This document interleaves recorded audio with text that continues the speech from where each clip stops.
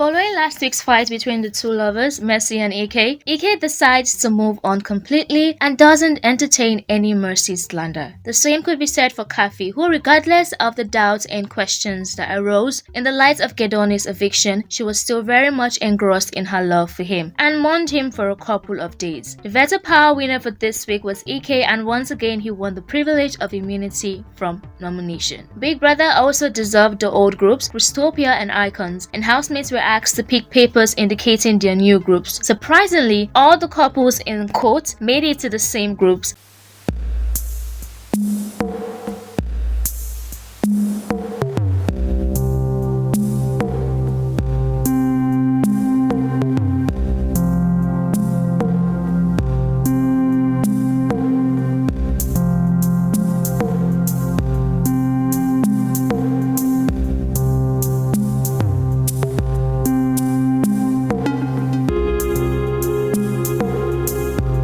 The Head of House challenge for this week had a bit of controversy when Kafi was declared winner, but all the housemates had witnessed EK hit the buzzer first.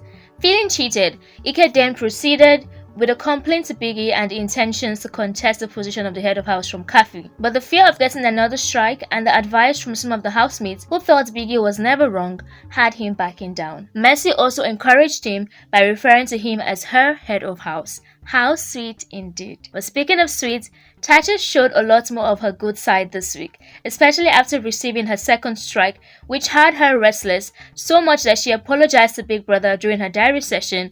She also went on her knees and emphasized on how important the platform was to her. Kafi, who had also picked Tasha to share the Head of House bedroom with, developed a friendship with her as she dealt with the loneliness that came with Gedoni's eviction. Knowing the power of the veto holder, it was no surprise the housemates flocked around him to get into his good books in the event of nominations. Notable among them were Sedi, who kept fooling EK around, and Vanita, who was third-wheeling Mercy and EK. Mercy was irritated at some point and even feigned sleep to make her go away. This week, Cindy also got into her first official argument in the house with Fraud over cashew nuts. A number of housemates had ordered for nuts last week and Fraud wasn't a part of them. But when the nuts arrived, he took a bottle to share with Sedi and Esther. Noticing what had happened, Cindy proceeded to inform him that the nuts belonged to her. Fraud refused to give it back and told her that he was not friends with her. Cindy didn't back down though and even offered to share it with him. Elo came out at that point to call Cindy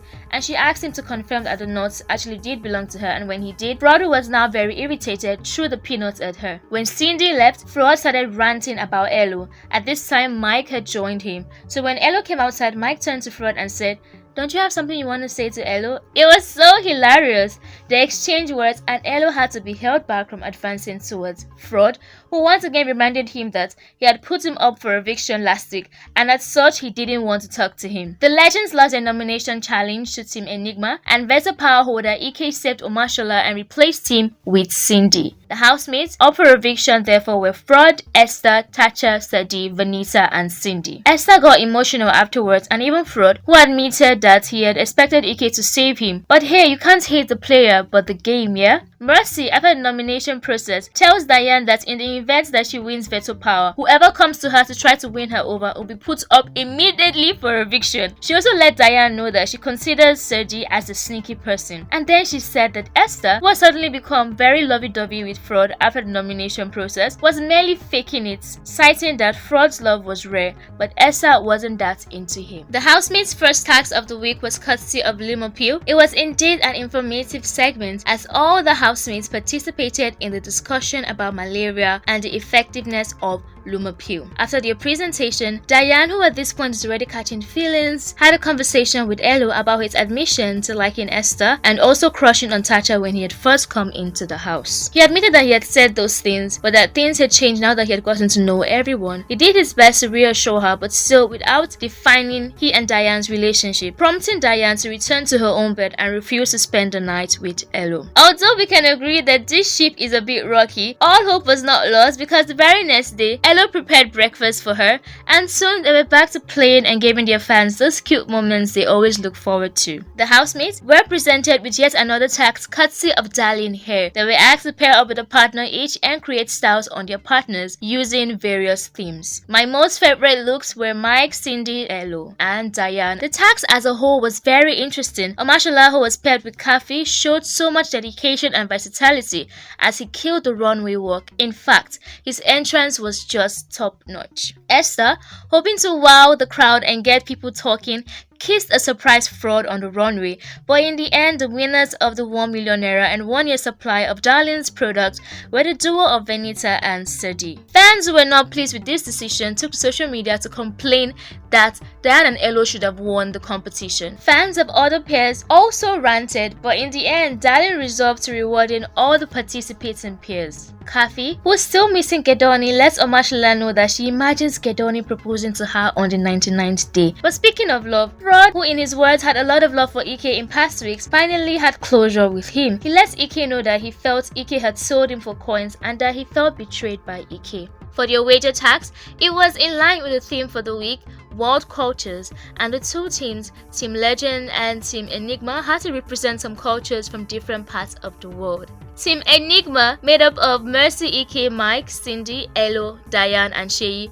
had me rolling on the floor with laughter as they took us on a tour across different continents and countries. Ike and Mike are such assets, and I cannot but mention the input of Elozonam, who was the leader of this presentation, and Diane's contribution to the food and the languages spoken. Also, the hilarious sumo wrestling between Elo and Cindy, and the introduction of Bibi Niger's Cardi B, aka Lamborghini Mercy. As for the legends, although their presentation was educative, for me it lacked the spark and humor that Team Enigma had. But overall, Team Enigma took the win and won coins for each member. Diane and Elo were also acknowledged by Big Brother for their performance. Cindy, Mercy, and Kathy were rewarded for their performances in the Innocent Tax with a spa treatment and movie on Showmax, to the envy of the rest of the housemates. Esther, also in conversation with Fraud, accused him of using her to look vulnerable to people, but Fraud denied it. Esther also told Fraud that she doesn't have a heart and that she will hurt him, but Mr. Lover still clung onto her. For the arena games, Sadi had the best score for the evening and Ike had the second best score. Ike has done really well this week, kudos to him.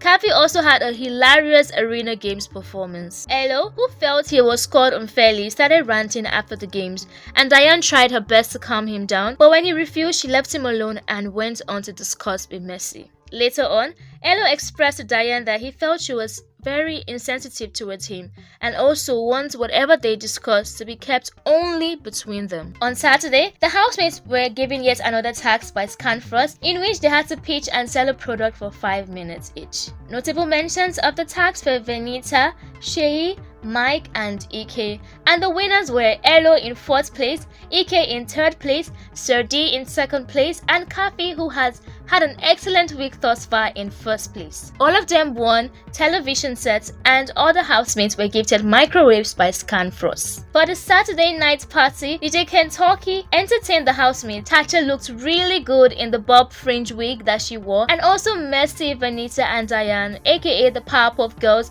looked good in black, and a number of the guys also stood out. By the end of the evening, it was clear that the dynamics between Diane and Elo were off, but none of us knew what the issue was. It's carried over to the eviction night as Diane saw close to Serdi, whom she considers as a brother. The classic man himself, Chidena, made a surprise entrance into the house briefly with Ebuka, but at this point, the housemates were asked to freeze by Big Brother. When they left, Esther was quickly evicted, and it shocked Fraud, who shed a few tears for her. Serdi's eviction also broke Diane, and Ebuka channeled the question to Elo regarding his relationship with Diane, and he referred to Diane as a very good friend of his. You have to come around next week to see and get the details of this rocky ship, Diane and Elo. But until then, let me know in the comment section of this post if your favorite housemate is still in the game, and also what your favorite moment was this week. Don't forget to like, share, and subscribe at Plugtv Live, and follow us on all social media platforms at Plugtv Live. Until next time, my name is Samantha Mahmood. Goodbye.